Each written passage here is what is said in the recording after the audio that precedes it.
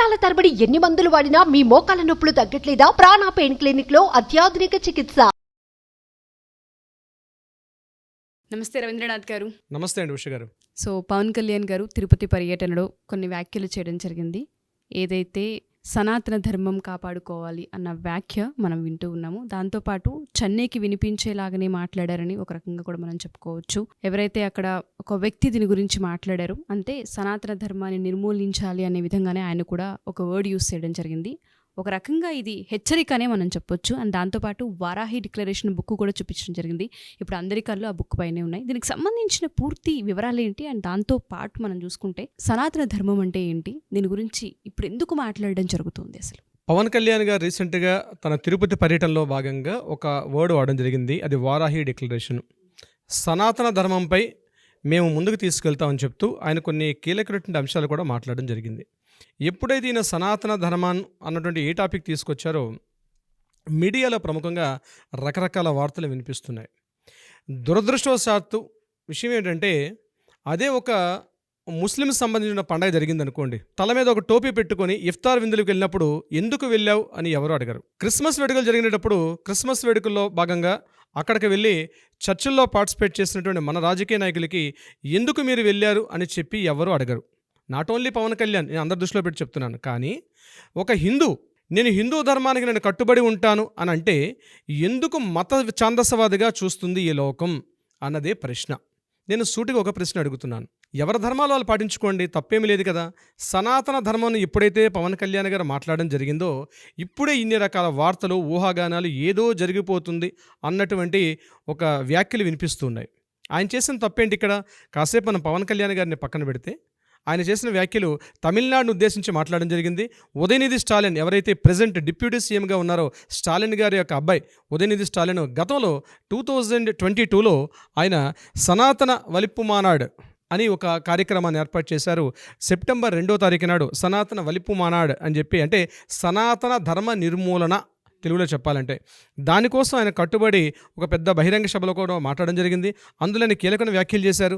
ముఖ్యంగా ఈ సనాతన ధర్మం అన్నది ఒక దోమ లాంటిది, దీనివల్ల డెంగ్యూ, చికెన్ గున్యా ఇట్లాంటి వ్యాధులు ప్రబలుతాయి, కాబట్టి ఈ సనాతన ధర్మాన్ని నిర్మూలించాలి అని బహిరంగంగా చెప్పడం జరిగింది. దాని మీద యావత్ దేశం కూడా, ముఖ్యంగా ఎవరైతే హిందువులు అని చెప్పబడుతున్నామో అందరం కూడా రకరకాల దాడులు చేయడం కూడా జరిగింది. అయితే ఈరోజు అక్కడ తిరుపతిలో మాట్లాడినటువంటి పవన్ కళ్యాణ్ గారి వ్యాఖ్యల మీద ఇది చెన్నైకి ఆయన ఒక హెచ్చరిక చేస్తూ అని చెప్తూ మాట్లాడడం జరిగింది. అసలు ఈ సనాతన ధర్మం అంటే ఏమిటి అన్నది ముందు తెలుసుకుంటే ఇన్ని రకాల వ్యాఖ్యలుగా కారణమయ్యే అవకాశం ఉండదు ఉష గారు. ముఖ్యంగా చాలామంది హిందూ మతం, ఇది క్రిస్టియన్ మతం, ఇది ఇస్లాం మతం అంటారు.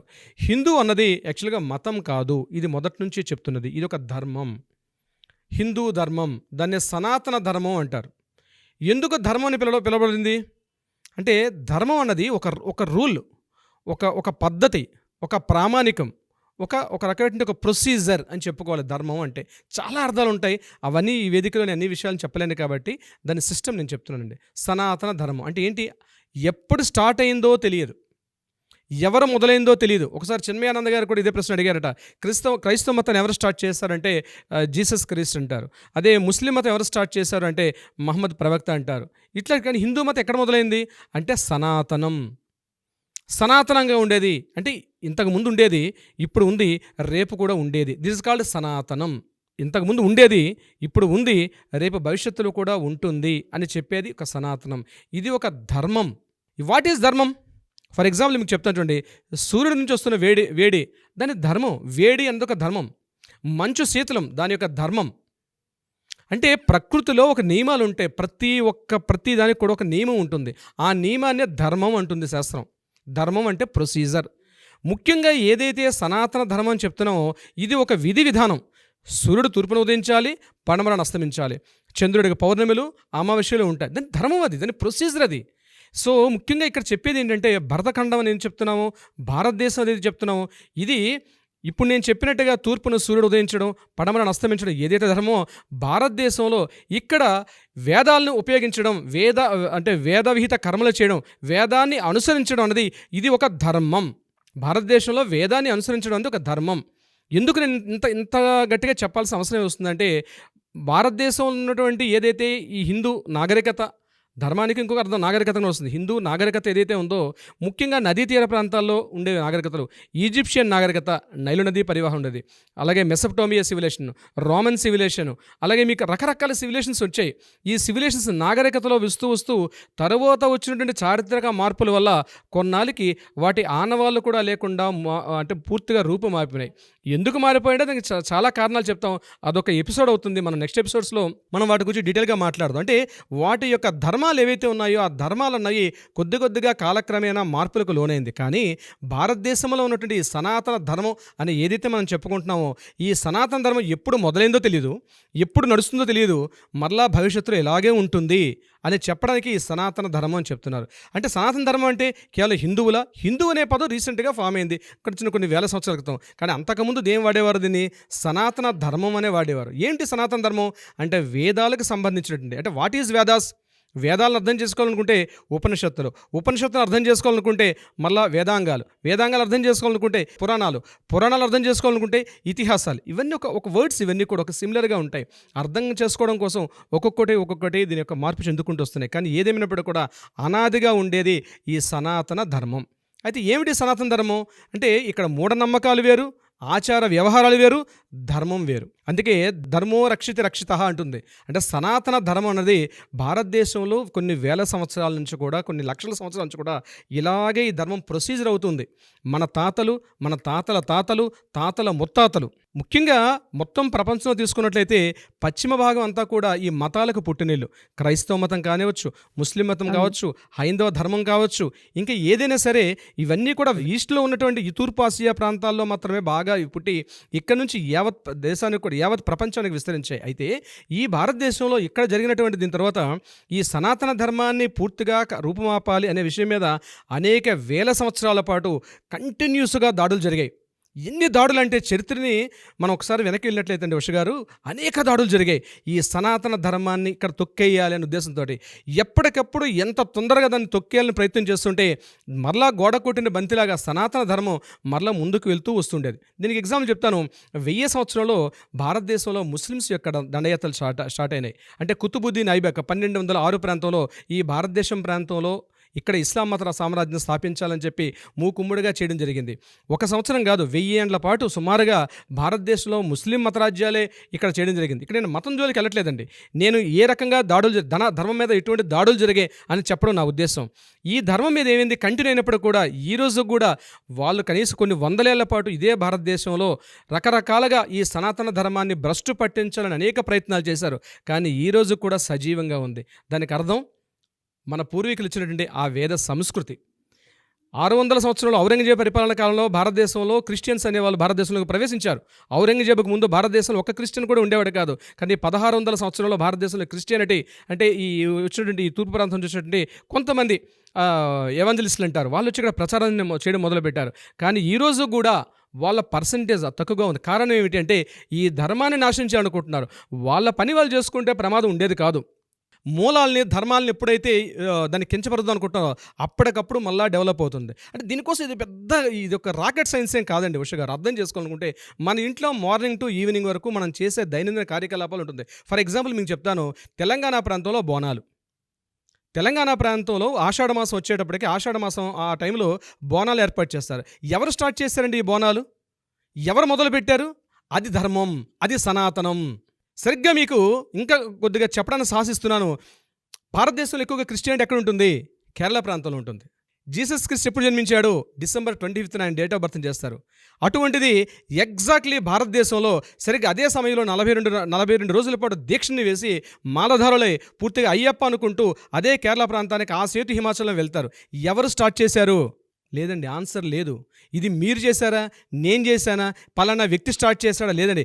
ఎప్పుడైతే ధర్మానికి హాని కలుగుతూ ఉంటుందో ఈ యొక్క భారతదేశానికి రక్షిస్తూ సప్తర్షి మండలం ఒక వైదిక సంస్కృతి మన తాత ముత్తాతల నుంచి ఉంది. వాళ్ళు ఎప్పుడూ రక్షిస్తూ ఉంటారు ఈ ధర్మానికి, ఈ సనాతన ధర్మానికి ఎప్పుడూ రక్షిస్తూ ఉంటారు.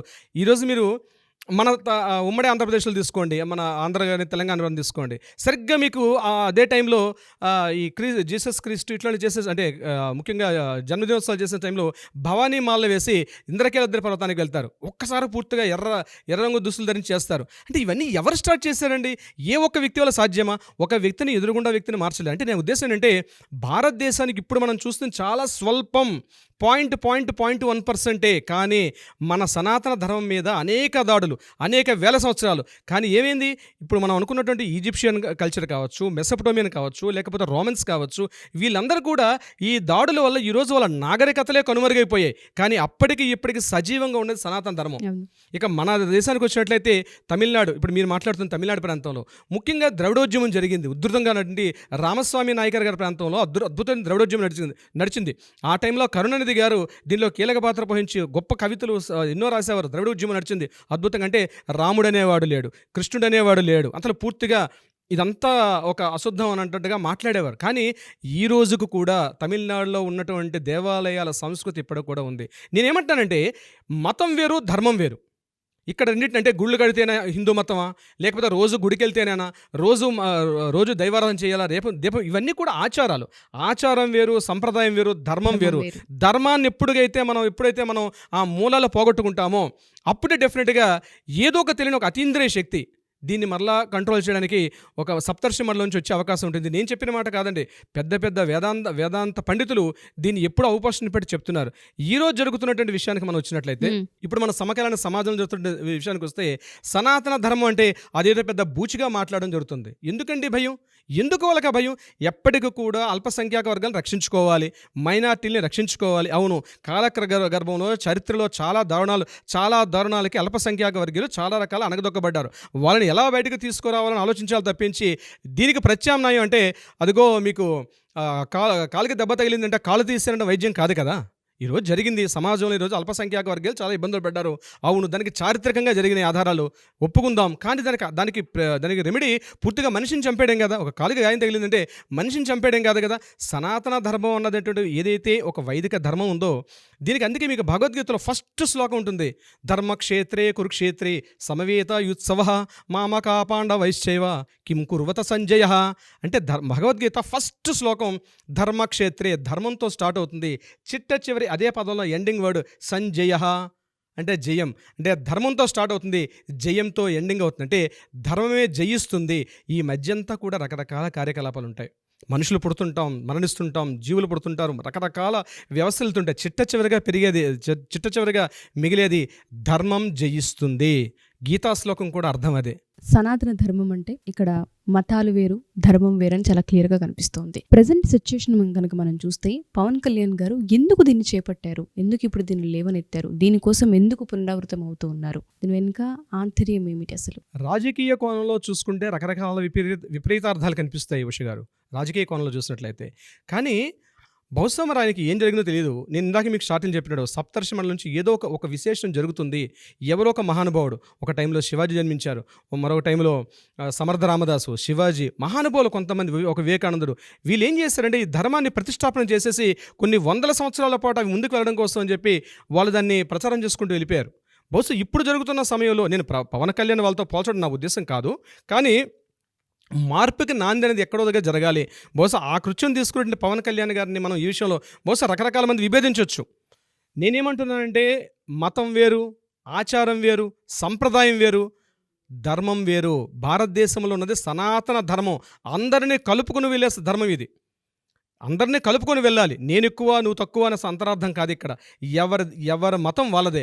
కానీ భారతదేశంలో నేను చెప్తున్న సనాతన ధర్మం వేరే. సనాతన ధర్మానికి మూలానికి కానీ ఏ రోజైనా అటువంటి ఇబ్బందులు గురి కాబడితే డెఫినెట్గా దానికి తగిన మూల్యం చెల్లించుకోవాలి.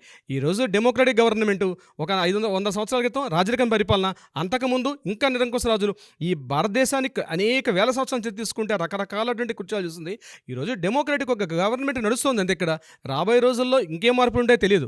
సో ఇప్పుడు ఉన్న వాటిలో మనం ప్రొటెక్ట్ చేసుకోవాల్సిన బాధ్యత మనది. ఇందాక నేను చెప్పినట్టుగా కాలికి గాయం తగిలితే మనిషిని చంపడం కాదు, ధర్మాన్ని నిలబెట్టుకోవాలి. ఇప్పుడు మీరు అడిగిన ప్రశ్నకి పవన్ కళ్యాణ్ గారి విషయానికి వస్తే రాజకీయ కోణంలో రకరకాల విపరీతాలు ఉండొచ్చు. రాజకీయ ప్రయోజనాలు ఆశించి రకరకాలుగా మాట్లాడుకోవచ్చు.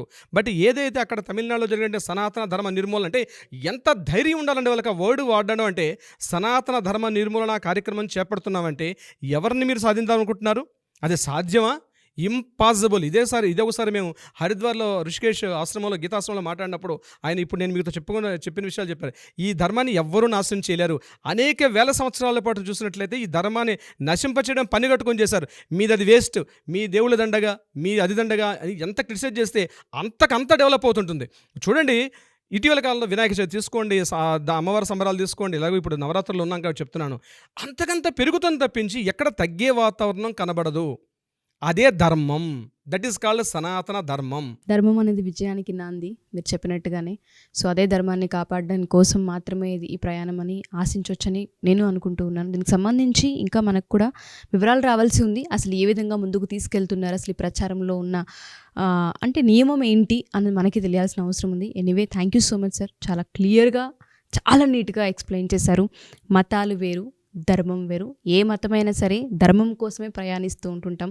అందరం ఐకమత్యం అనే దాన్ని యూస్ చేశారు. Thank you sir. Thank you so much. Thank you so much Usha గారు.